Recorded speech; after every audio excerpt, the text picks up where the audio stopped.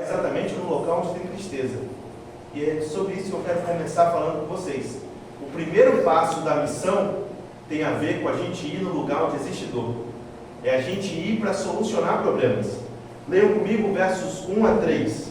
O texto diz assim: passadas essas coisas, havia uma festa dos judeus e Jesus subiu para Jerusalém. Ora, existe ali, junto à porta das ovelhas, um tanque, chamado em hebraico Betesda, o qual tem 5 pavilhões. Nestes jazia uma multidão de enfermos, cegos, coxos e paralíticos. Jesus vai exatamente onde há necessidade. E parece que a gente tem perdido um pouco esse foco. Humanamente falando e olhando para o rumo da igreja, parece que a gente se acomodou a fazer missão onde é confortável e não onde há necessidade. Jesus poderia ter ido para o templo. Jesus poderia ter ido para o meio da festa. Jesus poderia ter ido para os seus amigos de Jerusalém, pessoas que ele já tinha conhecimento. Mas Jesus se aproxima daqueles que ninguém queria se aproximar. Jesus vai no lugar onde tem gente padecendo. Ele sai do conforto. O primeiro verbo de toda a missão é um verbo simples: ir.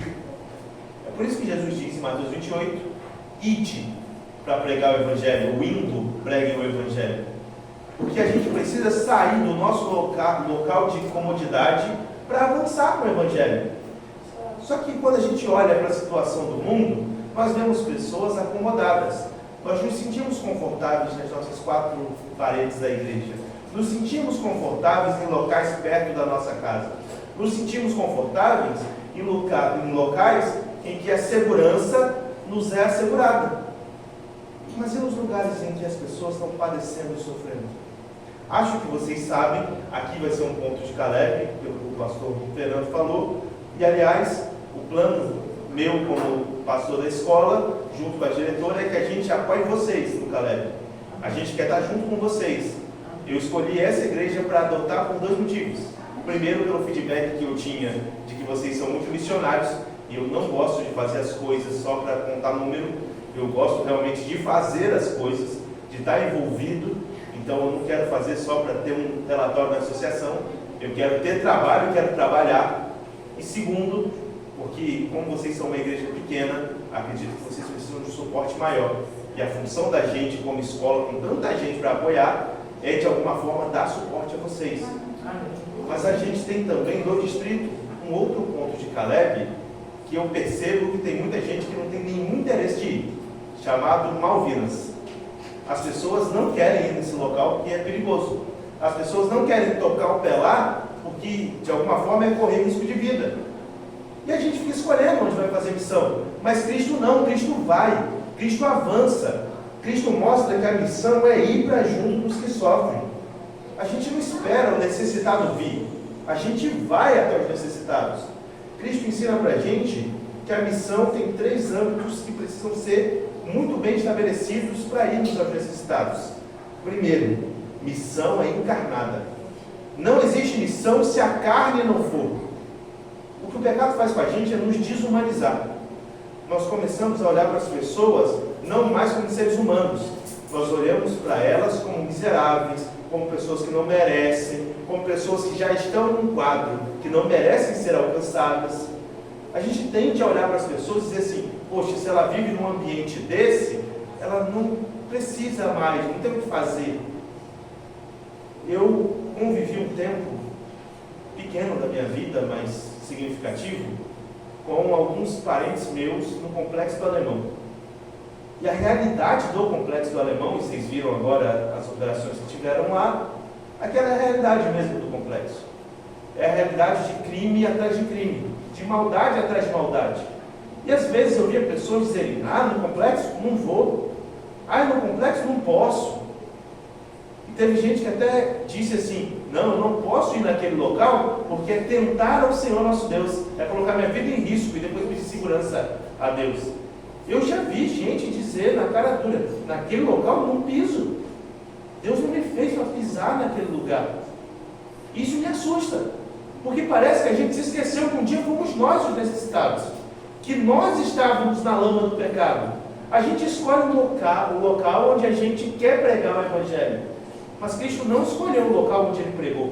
Ele foi em todos os lugares possíveis para pregar a palavra a todo mundo.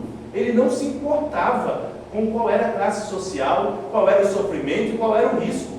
Cristo estava disposto a se encarnar para se fazer no nosso meio.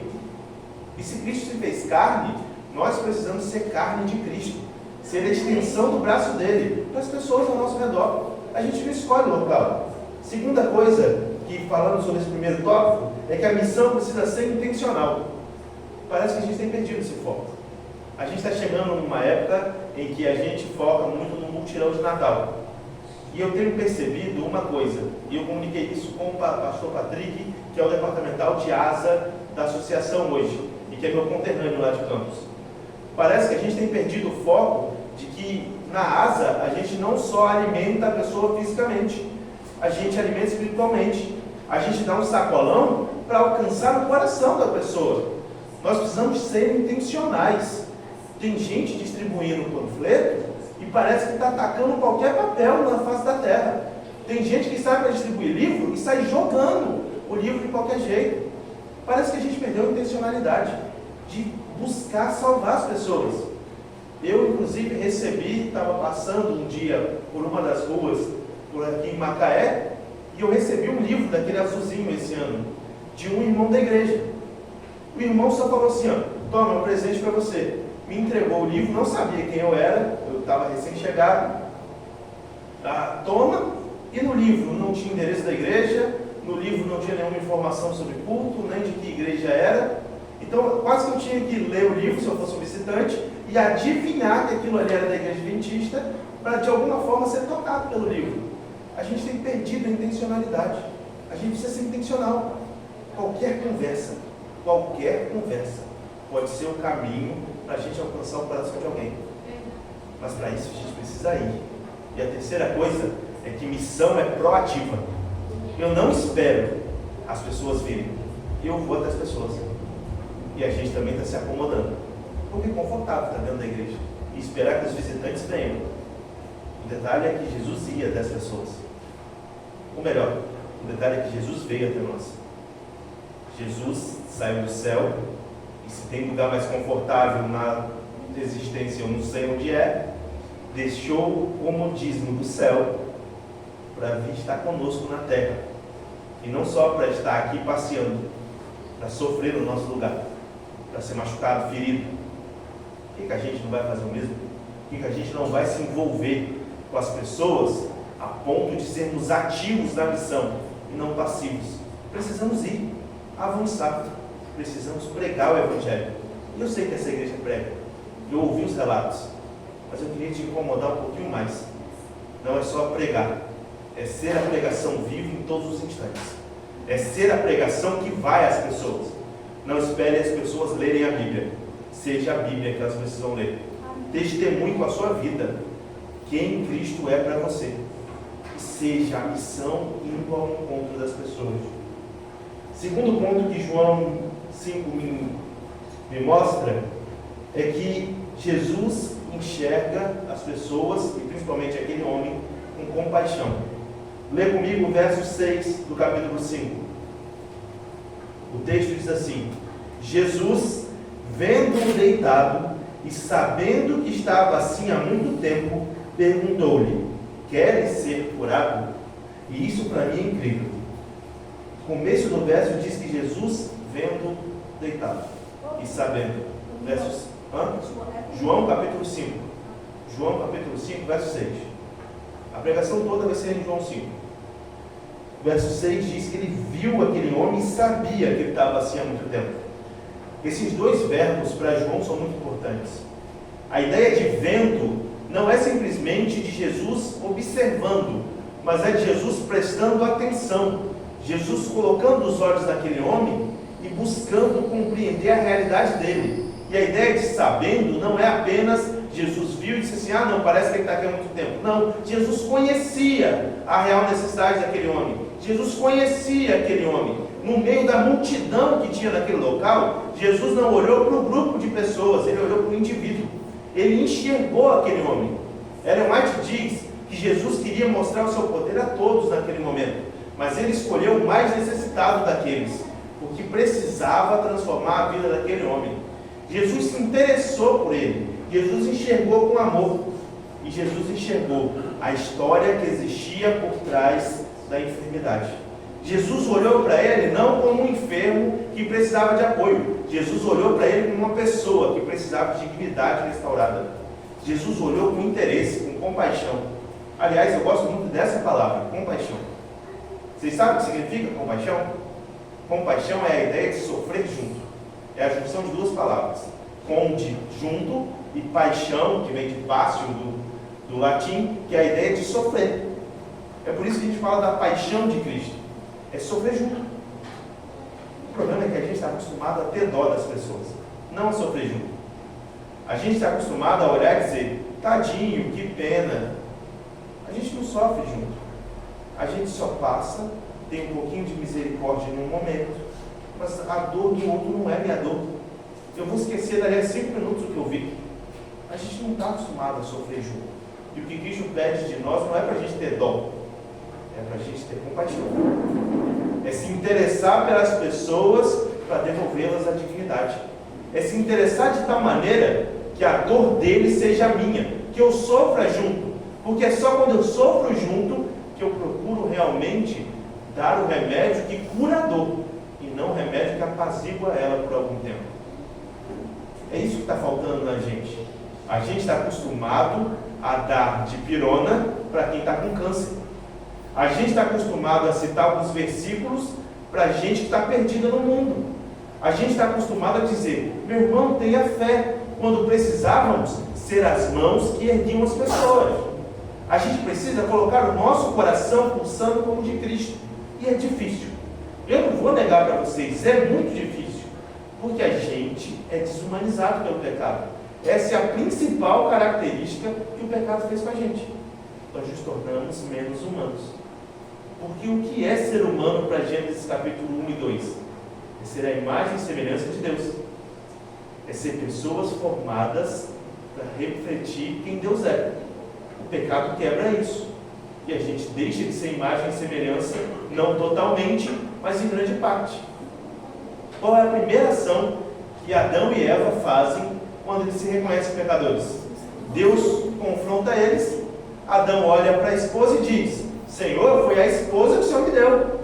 Adão já não está nem preocupado mais com Eva. Um capítulo antes ele está dizendo, ela é carne da minha carne e osso dos meus ossos. É a minha força e a minha fraqueza. Um capítulo depois ele está dizendo, o Senhor me deu essa mulher aí, foi problema. O Senhor arrumou esse problema para mim. Foi ela que me deu. O Senhor está reclamando comigo? Aqui, ó, o problema foi o Senhor que colocou. Aí Eva olha para a situação e diz, eu não. Foi a serpente que o Senhor criou. Que imagem e semelhança o quê? Eu estou preocupado comigo agora. Eu não quero mais refletir a tua imagem. Eu quero cuidar de mim. A gente é desumanizado por conta do pecado e para de enxergar. Jesus enxerga a história daquele homem, os anos de espera, a solidão dele. Fico imaginando 38 anos sem conseguir andar.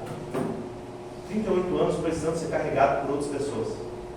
Mas no momento em que ele mais precisava, e o texto vai dizer isso, ele não tinha ninguém.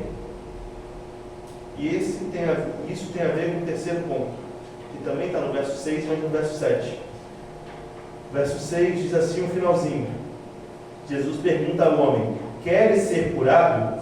E respondeu o homem, Senhor, não tenho ninguém que me ponha no tanque, quando a água é agitada, pois enquanto eu vou, desce outro antes de mim. Eles tinham a crendice de que quando a água balançava era um anjo. O verso 4 explica isso. E eles achavam que seriam curados por meio daquela ação. Eles tinham essa crendice. Quando Jesus pergunta, queres ser curado? Se você fosse sincero, eu acho que a primeira vez que você leu esse texto, você se sentiu pelo menos confrontado por isso. Porque é uma pergunta, desculpa a expressão, mas muito boba. É óbvio que aquele homem queria ser curado. É óbvio que ele queria restaurar a sua vida. O cara está ali no poço, no tanque, melhor dizendo, esperando um momento em que ele consiga entrar na água e ser curado. Parece que Jesus está fazendo uma pergunta besta. Mas o que Jesus quer não é exatamente a resposta daquilo. Obrigado, viu, João?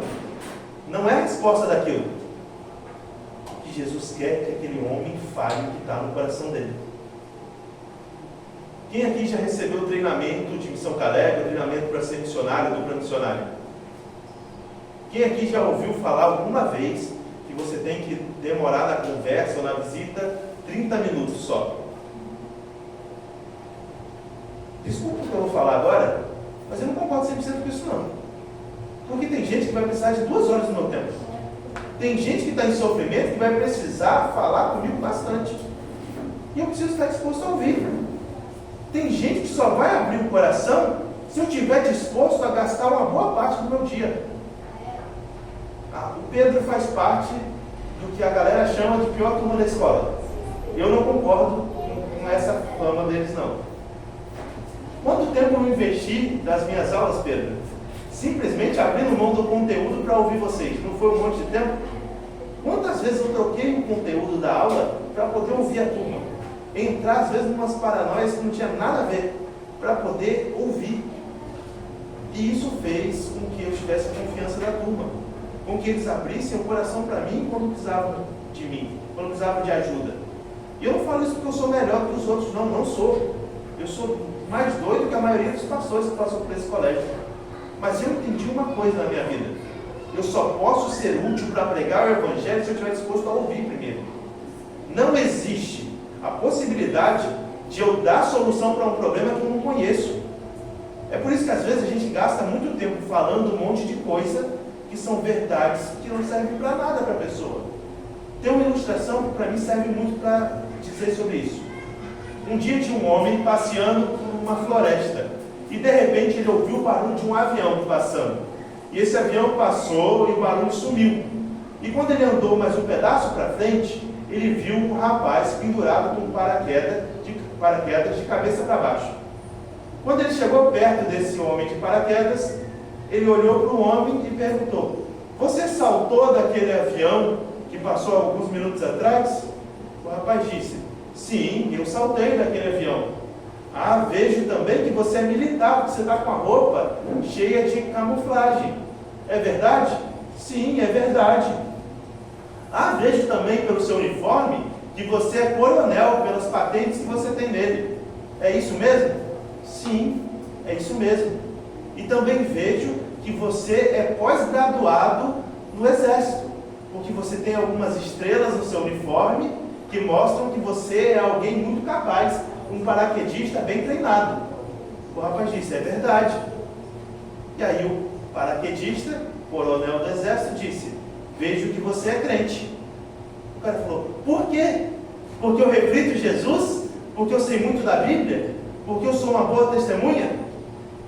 O coronel então diz: "Não, porque você está meia hora me dizendo verdades que são inconvenientes para mim, porque eu só precisava da sua ajuda para descer daqui." Quantas vezes a gente não faz a mesma coisa? A gente está atacando a doutrina do santuário, que é maravilhosa, atacando a doutrina do sábado, falando sobre um monte de verdades que são preciosas para gente que está morrendo e que precisa de uma mão de apoio, para gente que está sofrendo. Quantas vezes a gente já repetiu aquela frase: "Irmão, está sofrendo? Vou orar por você." E a pessoa está precisando de um sacolão, está precisando de algo que seja útil naquele momento. E a gente se cala, e a gente se esconde atrás de vestes bonitas, para tapar corações que não entenderam o amor de Deus. Como é que eu vou solucionar problemas que eu não ouvi e que eu não sei quais são? Primeiro a gente escuta e se interessa pela história das pessoas, e depois a gente oferece a salvação. Cristo fazia isso. Vocês conhecem o texto, já ouviram várias vezes, em que Ellen White diz assim: "Unicamente os métodos de Cristo trarão verdadeiro êxito no se aproximar do povo. O Salvador se aproximava das pessoas como alguém que lhe desejava o bem, granjeava-lhe a confiança, atendia suas necessidades e somente depois dizia: segue-me." Ciência do Bom Viver, página 49. Eu acho esse texto maravilhoso e para mim é o método de missão mais útil. É você entender que precisa atender as necessidades das pessoas, ouvindo, compreendendo a realidade delas. O discipulado começa ouvindo. A fé começa quando você ouve alguém e essa pessoa responde o que está doendo no coração dela. Quantas dores aquele homem não tinha?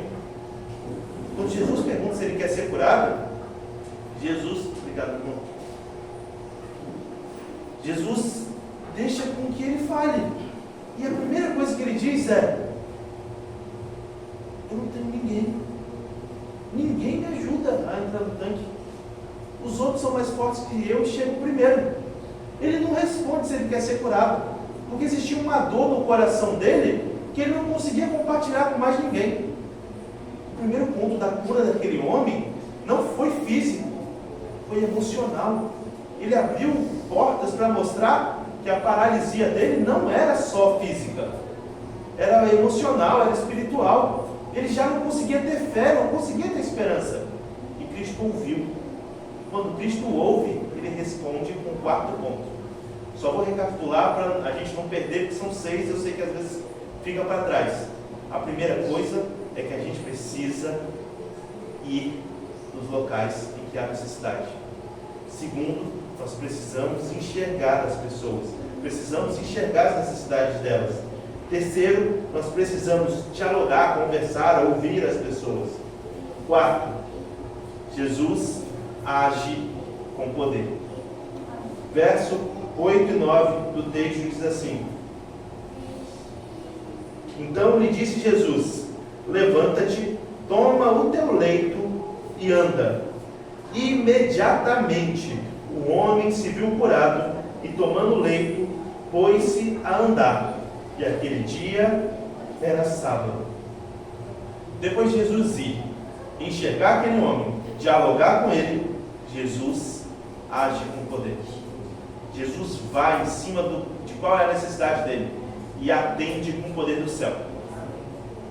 Quantas vezes você saiu para pregar e realmente viu o poder de Deus agir? Se você não teve essa experiência ainda, eu te convido a pedir o poder do Espírito Santo, que é algo extraordinário. Quando você sai fraco, frágil, sabendo das suas debilidades, e vai até as pessoas que precisam de Deus, com o poder do Espírito Santo, coisas extraordinárias acontecem. Amém. Ano passado eu tive o privilégio de dar aula para 2 alunos ateus, e ver esses 2 alunos pelo menos voltarem a crer em alguma coisa. Uma das alunas, inclusive, me disse a frase mais dolorida da minha vida, que ela virou para mim no meio do ano e disse assim: Fábio, eu não sei se eu creio em Deus ainda, mas eu acredito em você, e creio que você crê realmente nele. Ela disse para mim que ela me abraçava muito mais do que abraçava o pai. E isso para mim foi muito dolorido, porque eu percebi que às vezes eu tenho que ser algo que eu nem sei ser ainda. Eu não sou pai, mas para muitas das crianças que eu tenho o privilégio de ser pastor no colégio, eu tenho que ser a figura paterna. Eu sou quem vai dar os conselhos, puxão de orelha. E eu preciso ser algo que eu não sei ser na prática, porque eu me coloco nas mãos de Deus. E se tem alguém que sabe ser pai, é Ele. Porque a paternidade dele nos alcança.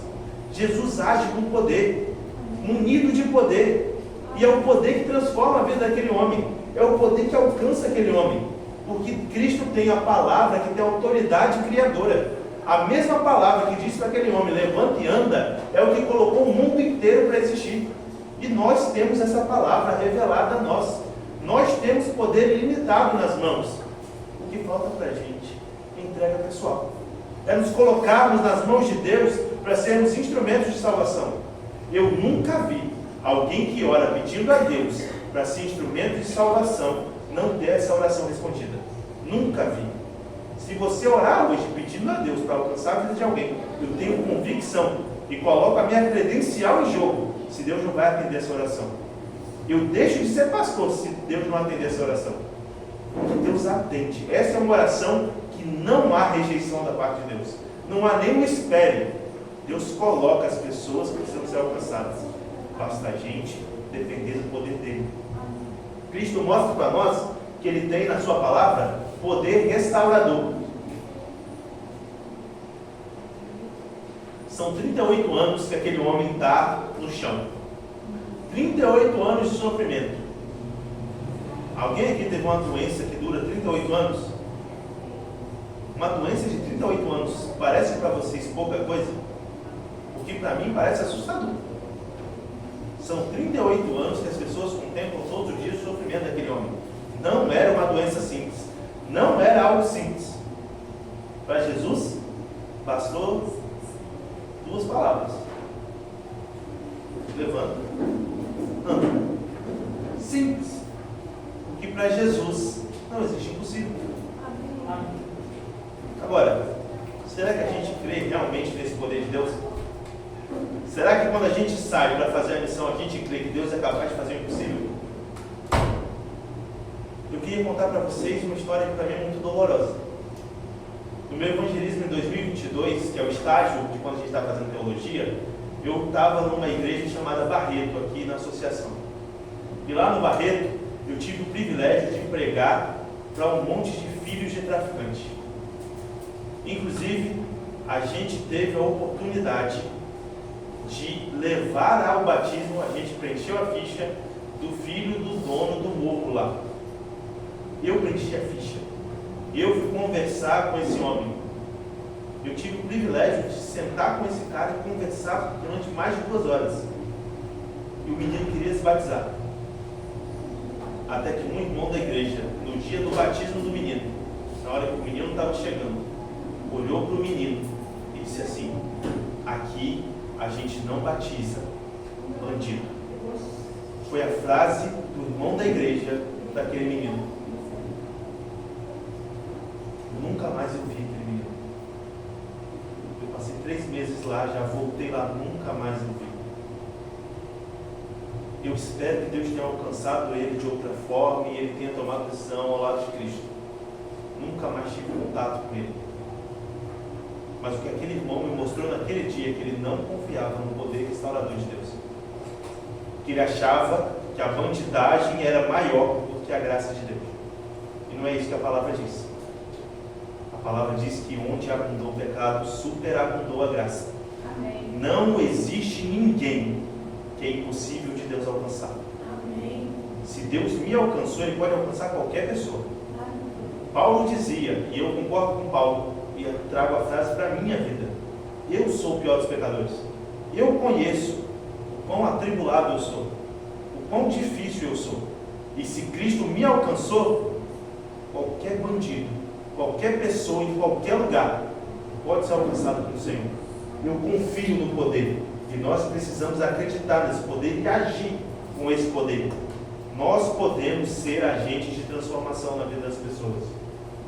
5º ponto, para eu não gastar o tempo de vocês demais. Versos 10 a 13. Jesus gera testemunho na vida daquele homem. O texto diz assim: por isso disseram os judeus ao que fora curado: hoje é sábado, e não te é lícito carregar o leito. Ao que ele lhes respondeu: o mesmo que me curou me disse: toma o teu leito e anda. Perguntaram-lhes eles: quem é o homem que te disse: toma o teu leito e anda? Mas o que fora curado não sabia quem era, porque Jesus se havia retirado por haver muita gente naquele lugar. Aquele homem que nem conhecia Jesus tanto assim, se tornou um testemunho de quem Deus era. A mesma coisa que para ele era símbolo de tortura e dor, o seu leito, que por 38 anos o acompanhou, um colchonetezinho, uma capa possivelmente, não é pesado, mas para quem não sabe andar, era impossível de carregar. Agora aquele homem está de pé, carregando aquilo que era símbolo do seu sofrimento, para baixo e para cima, mostrando ao mundo que agora suas pernas funcionavam. Ele vira uma testemunha de quem Jesus é, uma testemunha do poder de Jesus. Quando a gente se envolve com a missão de Deus, a gente gera testemunho na vida das pessoas. A gente gera possibilidades de pessoas encontrarem com Cristo e mostrarem ao mundo quem é Jesus. Não existe uma única pessoa que tenha se envolvido na missão que não se tornou fonte de testemunho na vida de alguém. Eu tenho um privilégio e eu sou muito feliz com o que eu faço, de verdade. Abro até o coração, apesar de estar sendo gravado. Tem gente que olha para mim, e eu já vi essa frase de pessoas que olham e dizem assim: quando é que você vai virar pastor de verdade, ser pastor de igreja? Eu sou pastor de verdade. E tem uma igreja que para mim é uma das mais importantes de toda a associação. Eu tenho uma nova geração comigo todos os dias. E eles não são o futuro da igreja. Eles são o presente da igreja. Se a gente perder o investimento nessa galera, a gente perdeu tudo. A igreja está a uma geração de fechar. A gente não pode se esquecer dessa geração. Não pode abrir mão dessa geração. Eu invisto os meus dias, as minhas lágrimas, o meu suor, e de vez em quando até sangue, porque eu acredito nessa geração. E eu tenho o privilégio de gerar muitos testemunhos. Esse ano eu vi 2 amigos pessoais se entregarem a Jesus. A gente batizou, se eu não estou errado na conta, esse ano 20 alunos no colégio.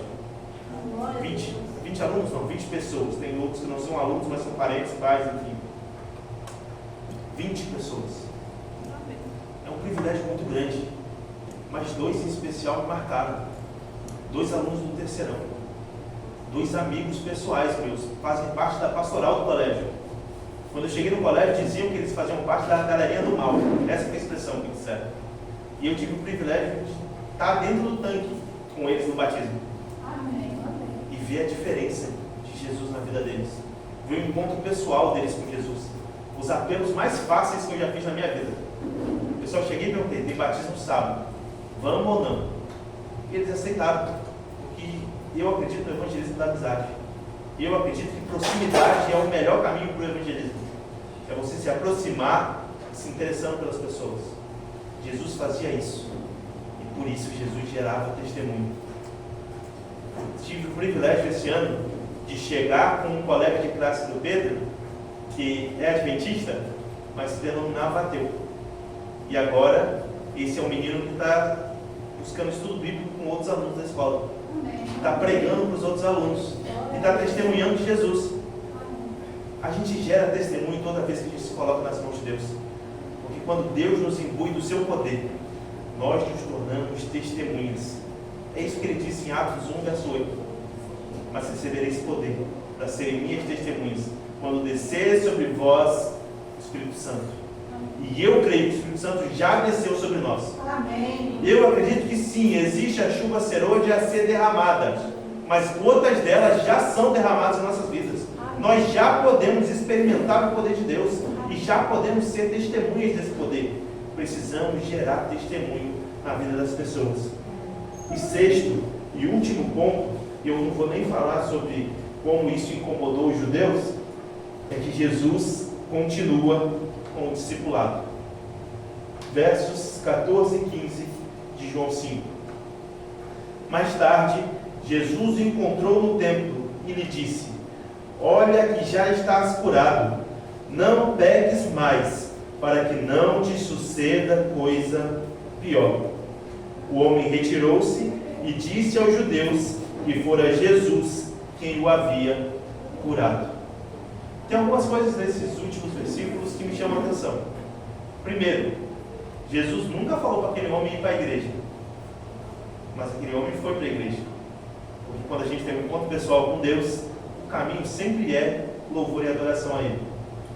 Quando a gente se encontra com Cristo, a gente vai querer se aproximar de Deus. A gente vai querer estar na igreja, a gente vai querer se envolver, a gente vai querer estar junto com o povo de Deus, louvando o nome de Deus. Mas quando Jesus encontra aquele homem na igreja, aquele homem ainda não sabe quem é Jesus exatamente. Ele está louvando a Deus no templo, mas ele não conhece Jesus tanto assim. E o próprio Jesus se dá a revelar a ele, falando para ele: cara, não peque mais, não viva no pecado. A gente não sabe o que Jesus quis dizer exatamente com isso. Pode ser que a paralisia dele tenha acontecido porque ele estava pecando. Vou dar um exemplo só de ilustração para isso. Pode ser que aquele homem tinha se afastado de Deus, enchido a cara, sofreu um acidente e ficou coxo durante 38 anos. Pode ser que tenha sido fruto de pecado. Ou Jesus pode estar dizendo para ele assim: existe coisa pior do que a paralisia física. Não deixe que o pecado paralise você espiritualmente. Não pare no processo agora, continue e avance. Jesus se interessa por ele, continua se interessando por ele, e ele se torna uma testemunha de Jesus. Jesus continua o ciclo do discipulado. E a gente às vezes está acostumado a batizar pessoas na igreja, e desculpe a expressão, irmãos, e largá-los ao léu, abandonar, se vira. Tem gente que inclusive diz que responsabilidade de novos membros é do pastor. Não é. O pastor é um dos responsáveis, mas a igreja também é responsável. Nós precisamos acolher as pessoas, precisamos abraçá-las, precisamos discipulá-las. Tem gente que não vai conhecer tudo que precisa tomar a decisão pelo batismo, e vai aprender a conviver com Cristo e conviver com os irmãos aqui, e vai aprender. Se você não acredita nisso, digo a vocês por experiência própria. Quando eu me batizei, eu não sabia muita coisa não. Eu fiz o estudo todinho sozinho. Eu entreguei aos irmãos, estava tudo certo o estudo. Mas eu não sabia muita coisa. Ellen White tinha lido 2 páginas do Caminho a Cristo.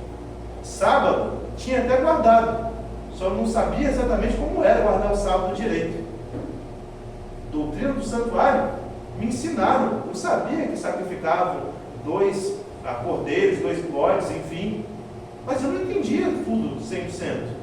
Aliás, eu acho que eu não entendo tudo até hoje. Mas teve gente que teve paciência comigo para me ajudar na caminhada, me abraçou, me acolheu, me ensinou.